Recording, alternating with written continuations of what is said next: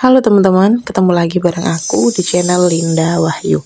Aku suka banget bahas tips hemat dan gaya hidup minimalis. Di video ini aku mau sharing aja ya, nggak ada maksud untuk menggurui, apalagi sok tahu. Aku juga sedang sama-sama belajar. Kalau kalian suka dengan videonya, jangan lupa di like, subscribe, dan nyalakan tombol loncengnya biar gak ketinggalan update video terbaru dari aku.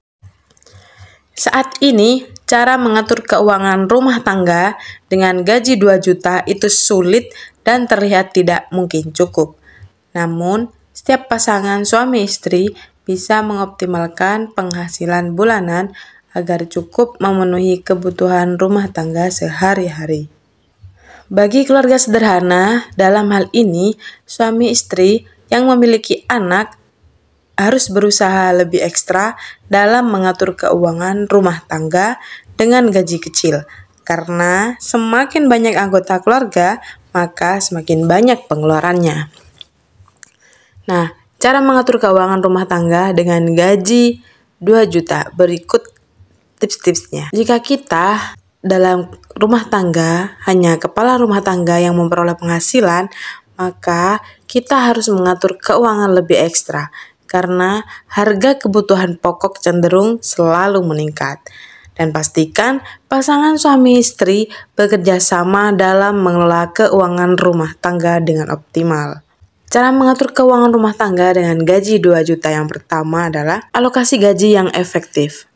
Pertama, pasangan suami istri harus mengenali kondisi finansial dan pasangan kalian masing-masing. Dengan begitu, kita dapat lebih mudah dalam melakukan alokasi gaji bulanan agar dapat memenuhi seluruh kebutuhan rumah tangga. Dalam hal ini, metode alokasi gaji dapat berupa metode 80/20, yakni mengalokasikan 80% dari penghasilan untuk kebutuhan pokok dan 20% untuk menabung, investasi, atau membeli barang sekunder sehingga dapat mempersiapkan dana darurat di kemudian hari. Cara ini dapat menjadi kunci membiasakan diri dalam mengatur keuangan dengan disiplin. Suami istri juga harus membangun komunikasi yang baik dalam menentukan alokasi gaji bulanan. Contohnya, kamu berpenghasilan 2 juta dan akan mengalokasikannya untuk kebutuhan pokok seperti biaya makan, alat kebersihan diri, tagihan listrik, pulsa, dan lain-lain. Kemudian, pasangan kita yang juga berpenghasilan 1 juta juga membayar biaya transportasi, biaya pendidikan anak, atau keperluan yang lainnya. Untuk mengalokasikan gaji 1 juta, kita bisa mengikuti cara mengatur keuangan rumah tangga dengan gaji 1 juta. Namun, kamu dan pasanganmu harus mengalokasikan 20% dari penghasilan, yakni 400.000 untuk tabungan dan investasi. Yang kedua, buat prioritas pos pengeluaran.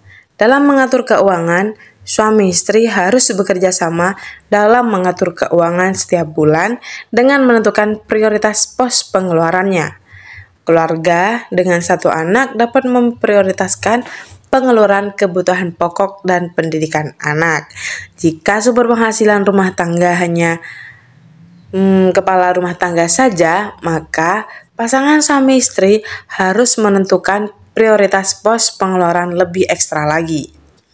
Dengan gaji 2 juta, kita perlu menyiapkan kebutuhan sekunder dan mengoptimalkan penghasilan untuk memenuhi biaya makan, transportasi, biaya listrik, dan lain sebagainya.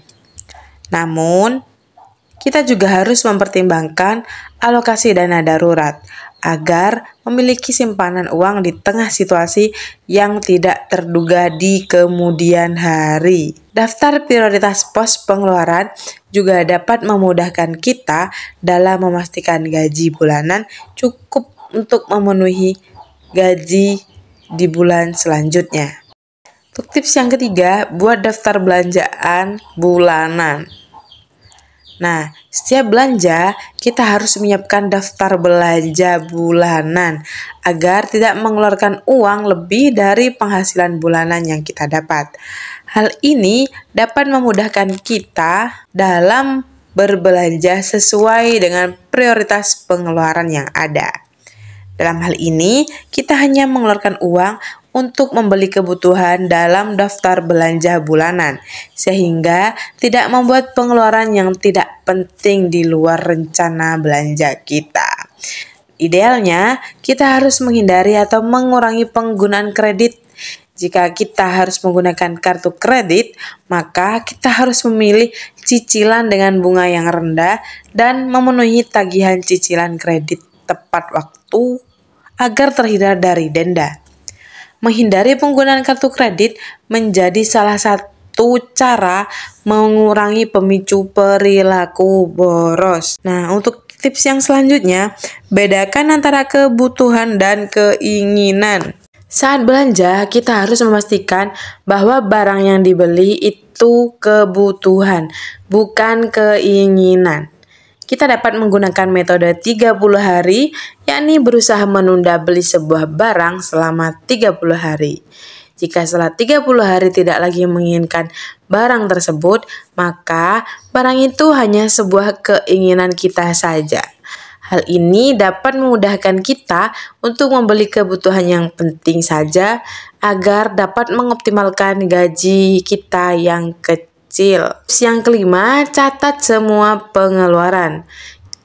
Kita beserta pasangan kita bisa mencatat semua pemasukan dan pengeluaran setiap bulan atau setiap gajian agar bisa mengelola gaji kecil menjadi optimal. Kegiatan pencatatan ini juga dapat membantu kita lebih terbuka soal keuangan rumah tangga sehingga dapat saling mengetahui kondisi finansial rumah tangga. Tips yang keenam, lakukan evaluasi pengeluaran. Catatan pengeluaran sangat penting untuk melakukan evaluasi pengeluaran setiap bulan. Jika hasil evaluasi menunjukkan besaran pengeluaran lebih besar daripada pemasukan, maka kita harus meninjau kembali daftar belanja bulanan yang membengkak dan mengurangi pengeluaran yang kurang penting. Dengan begitu, gaji 2 juta cukup untuk memenuhi kebutuhan pokok rumah tangga. Di samping itu, kita juga dapat mengusahakan cara lain untuk memenuhi kebutuhan rumah tangga kita.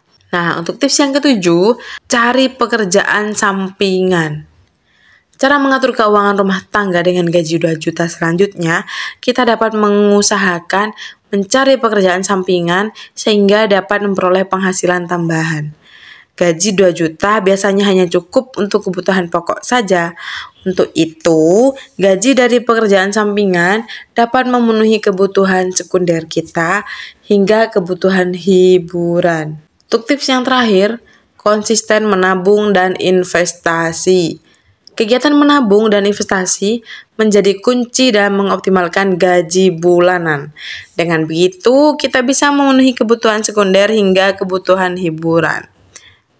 Di samping itu, pasangan suami istri juga harus mempersiapkan dana darurat untuk masa depan. Jika suatu waktu ada kebutuhan dana yang mendesak, maka kita tidak perlu bergantung pada pinjaman karena ada dana darurat di rekening khusus kita.